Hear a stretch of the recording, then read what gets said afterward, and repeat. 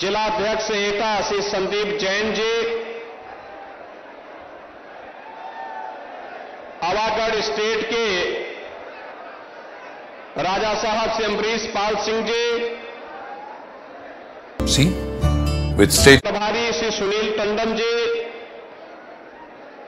लोकसभा के संयोजक श्री टीएन अग्रवाल जी,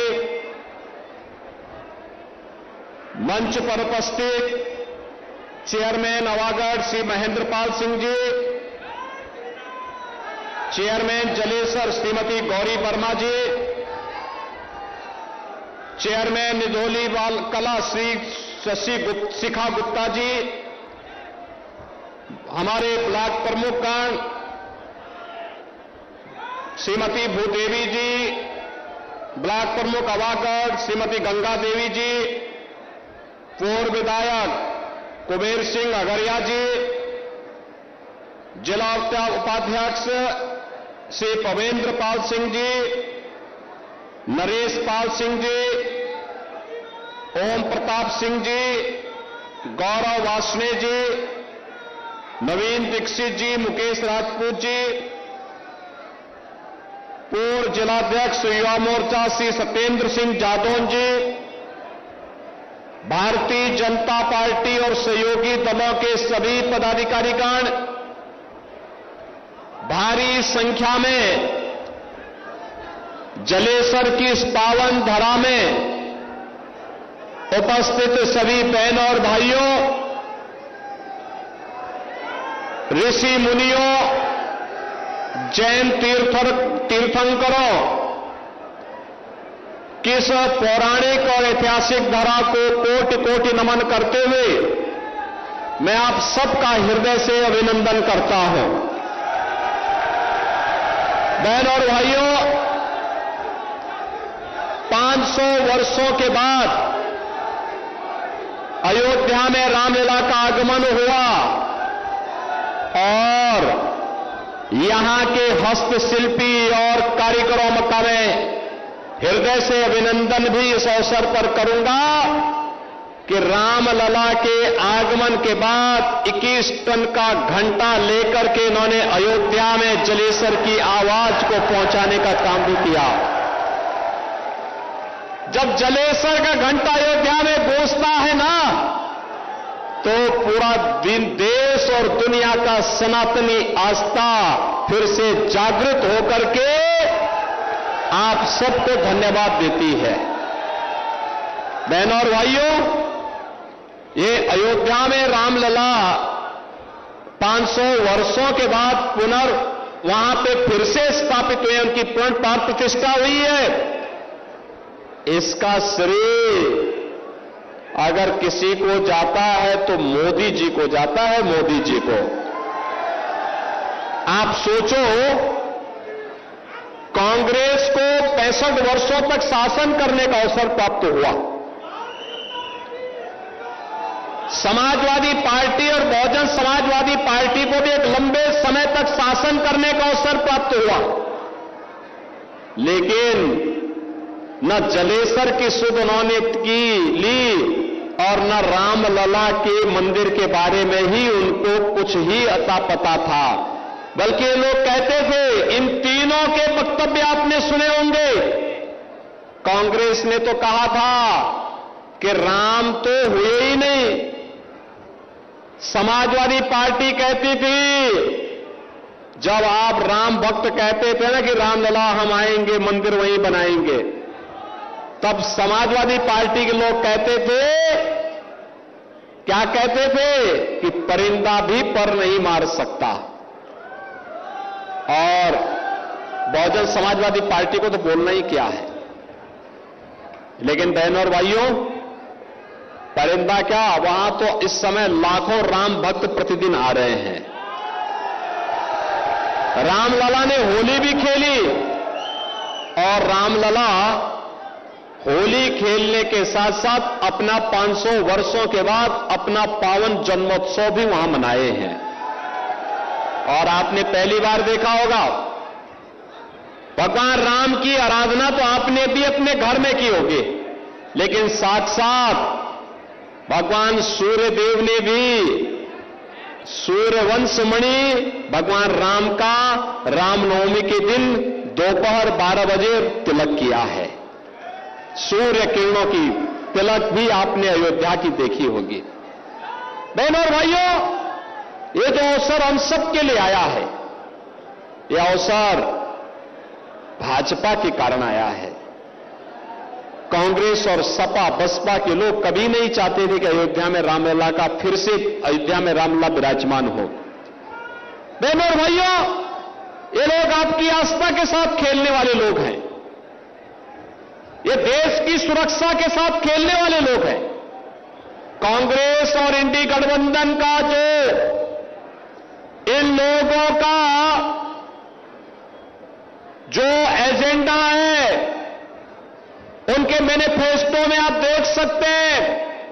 इनका मैनिफेस्टो कहता है, इनका घोषणा पत्र कहता है कि हम भारत के अंदर व्यक्तिगत कानून लागू करेंगे। व्यक्तिगत कानून लागू करने का मतलब तालिबानी व्यवस्था को लागू करना। क्या भारत का तालिबानीकरण करने की छूट आप देंगे क्या? क्या भारत में तालिबानी शासन होना चाहिए क्या?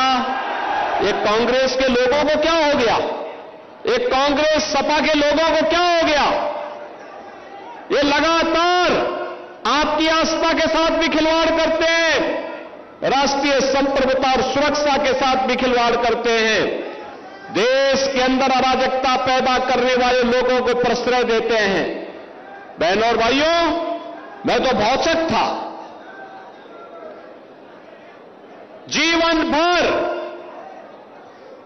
सरदेव कल्याण सिंह जी ने अपना पूरा जीवन प्रदेश के विकास के लिए और राम जन्मभूमि के लिए समर्पित किया, पूरा जीवन समर्पित किया। जब वे दिवंगत हुए तो समाजवादी पार्टी के लोगों ने उनके प्रति एक भी शब्द संवेदना के लिए व्यक्त नहीं किए। मुलायम सिंह जी भी दिवंगत हुए थे। मैं स्वयं उनके गांव में गया था, मैंने वहां श्रद्धांजलि अर्पित की, प्रधानमंत्री जी ने श्रद्धांजलि अर्पित की, लेकिन स्वर्गीय कल्याण सिंह जी के लिए समाजवादी पार्टी ने एक भी संवेदना के शब्द नहीं कहे।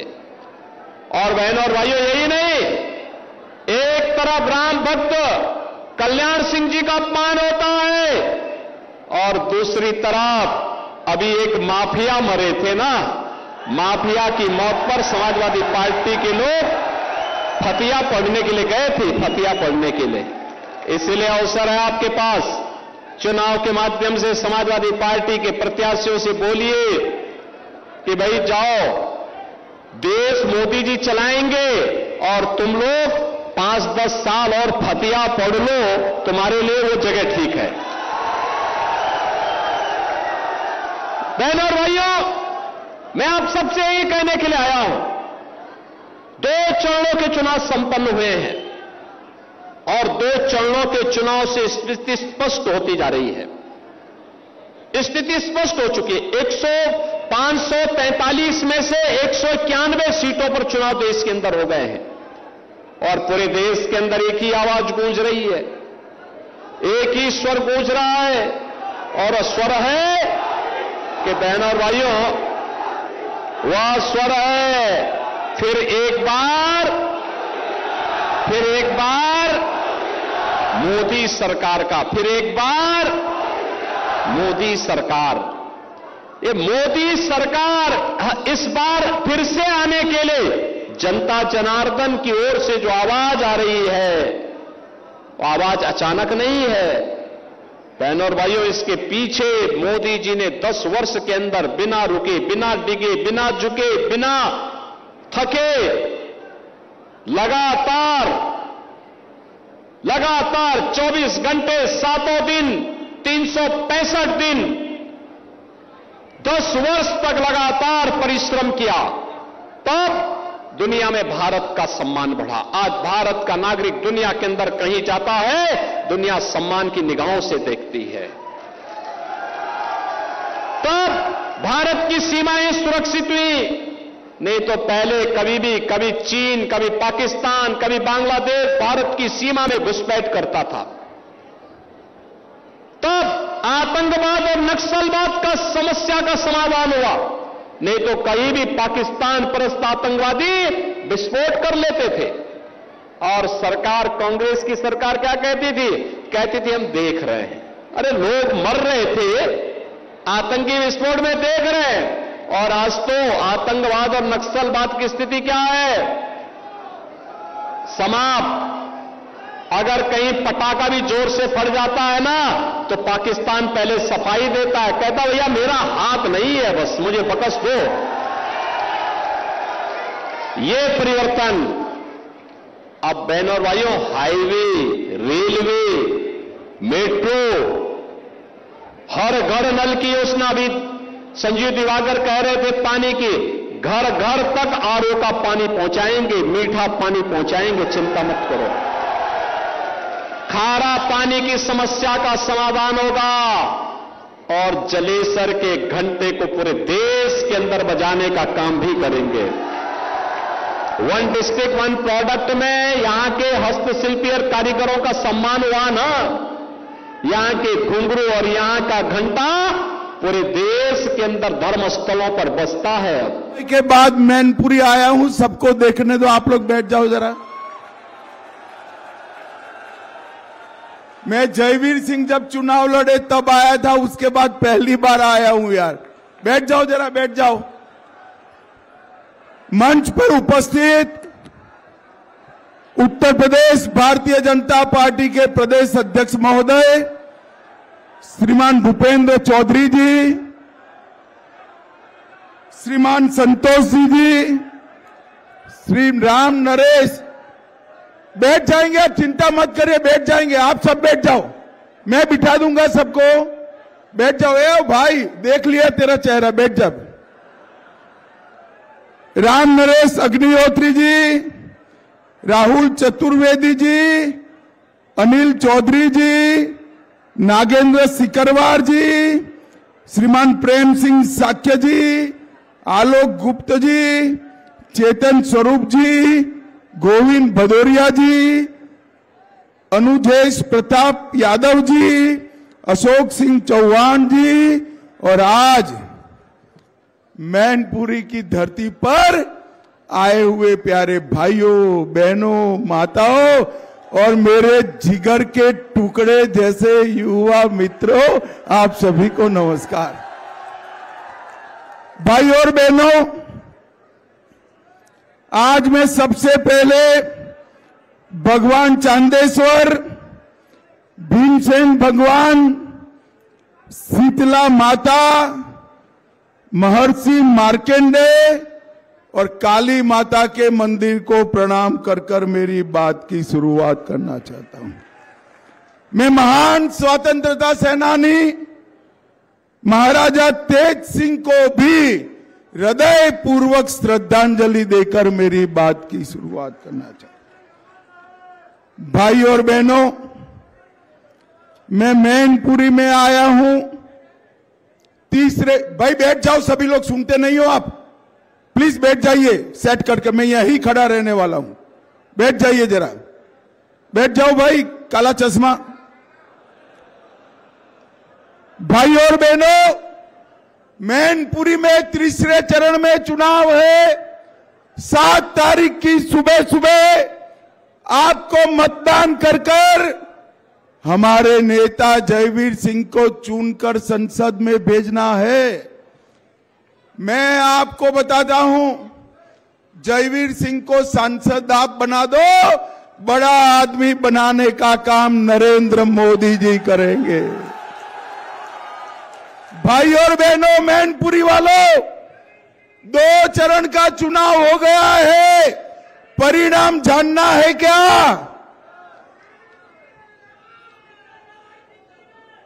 भाई और बहनों, 2 चरण का चुनाव हो चुका है, परिणाम जानना है 2 चरण का क्या हुआ है?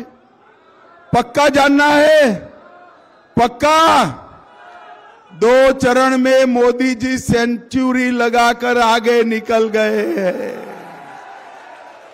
और ये दो शाहजादों का अभी तक तो खाता भी नहीं खुला है। भाई और बहनों, दीवार पर लिखा हुआ परिणाम लिख कर रखे, उत्तर प्रदेश की 80 की 80 सीटें इस बार भारतीय जनता पार्टी जीतने जा रही है। भाई और बहनों, आने वाला जो चुनाव है, ये देश को, देश के युवा, महिला, किसान और गरीब को आगे बढ़ाने के लिए चुनाव है। देश को सुरक्षित करने के लिए चुनाव है। देश को समृद्ध करने के लिए चुनाव है। और मैं आज मैनपुरी में आया हूं, उत्तर प्रदेश की भूमि पर आया हूं।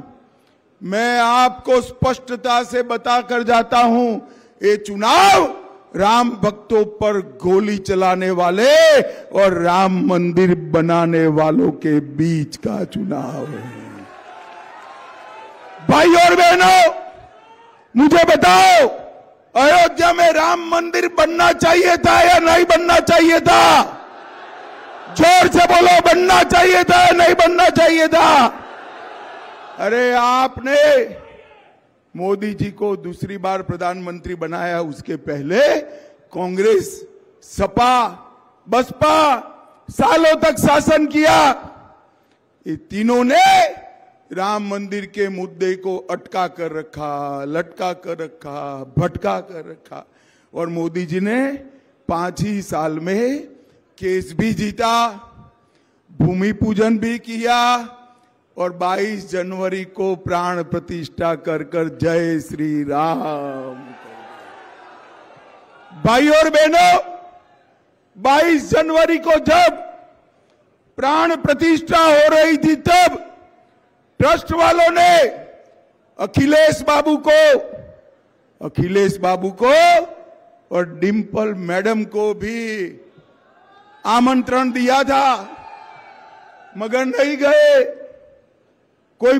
मैं आज पूछना चाहता हूं, अखिलेश जी, डिंपल जी, आप राम मंदिर की प्राण प्रतिष्ठा में किसके डर से नहीं गए? किसके डर से नहीं? अब तो आजम खान भी जेल में है, किसके डर से नहीं गए? भाई और बहनों, वो उनकी वोट बैंक के डर से नहीं गए। मैं आपको बताता हूं, भारतीय जनता पार्टी कोई वोट बैंक से डरती नहीं है। जहां प्रभु श्री राम का जन्म हुआ था, वहीं हमने मंदिर बना दिया। मैनपुरी वालों, मुझे बताओ, ये कश्मीर जो है भारत का है या नहीं है? ऐसे नहीं भाई, अंत तक बताओ, कश्मीर जो है भारत का है या नहीं है? धारा 370 जानी चाहिए थी या नहीं जानी चाहिए थी? 70 साल तक ये कांग्रेस पार्टी धारा 370 को अपने अनोरस बच्चे की तरह संभाल कर बैठी। आपने दूसरी बार नरेंद्र मोदी की सरकार बनाई। मोदी जी ने 5 अगस्त 2019 को धारा 370 को समाप्त कर दी। भाई और बहनों, मैं जब धारा 370 का बिल समाप्त करने का बिल लेकर खड़ा हुआ, ये राहुल बाबा जानते हो ना? जानते हो या नहीं जानते हो? ये अखिलेश जी के खास दोस्त है राहुल बाबा, जानते हो ना? वो खड़े हो गए और उन्होंने कहा धारा 370 मत हटाओ। मैंने पूछा क्यों ना हटाए भाई? तो उन्होंने कहा कश्मीर में खून की नदियां बह जाएगी। अरे राहुल बाबा, खून की नदियां छोड़ो, ये नरेंद्र मोदी का राज है। किसी की कंकर चलाने की भी हिम्मत नहीं है, कंकर चलाने। मोदी जी ने धारा 370 हटाकर देश को सुरक्षित करने का 10 साल तक ये यूपीए की सरकार थी, सोनिया मनमोहन का राज था। आए दिन पाकिस्तान से आलिया, मालिया, जमालिया घुस जाते थे और बम धमाके कर कर चले जाते हैं। कोई कुछ नहीं बोलता था, हिम्मत नहीं थी किसी की। आपने 14 में यूपी वालों मोदी जी को प्रधानमंत्री बनाया।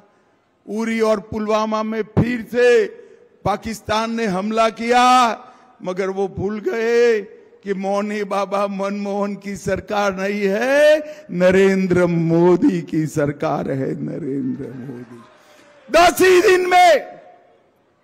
ही दिन में मोदी जी ने सर्जिकल स्ट्राइक और एयर स्ट्राइक कर पाकिस्तान के घर में घुसकर आतंकवादियों का सफाया कर दिया। मित्रों, सफाया। मोदी जी ने देश को सुरक्षित किया है, मोदी जी ने देश को समृद्ध किया है। हमारे अर्थतंत्र को 11वें नंबर से 5वें नंबर पर लाने का काम नरेंद्र मोदी जी ने किया है। और मैनपुरी वालों, मैं मोदी गारंटी बताने आया हूं, मोदी जी को तीसरी बार प्रधानमंत्री बना दो, हम भारत के